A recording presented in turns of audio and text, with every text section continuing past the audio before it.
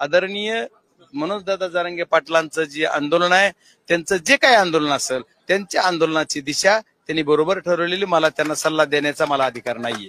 ते जी काय घेत आहेत, त्यांनी आज उपोषणाला बसलेत तर त्यांना पाठिंबा आहे का? तर माझा आहे, 100% आहे. उद्या विचारलं तरी आहेच. मी त्यांना जे अपेक्षित आरक्षण पाहिजे, कारण मराठ्यांना खूप पोळलंय. 3-4 वेळेस सरकारने, 3दा सरकारने आरक्षण दिले तर 3दा ती वाट लावली त्याची. त्याच्यामुळे त्यांना मराठा समाजाला आरक्षण पाहिजे, मुस्लिम समाजाचं आरक्षण रोखलं पाहिजे, मुस्लिम समाजाला सुद्धा न्याय मिळाला पाहिजे, याच्यासाठी झटतायत. मग ओबीसीचं आरक्षण घेते कोण? कोण घेते? अहो ते बघा, मी काय म्हणतो, याचा अर्थ तुम्ही आता जी आहे ही वेळ आल्यावर पुढे पुढे बघूयात की तुम्ही काय मागताय ते. त्यांची जी मागणी त्याला माझा पाठिंबा आहे.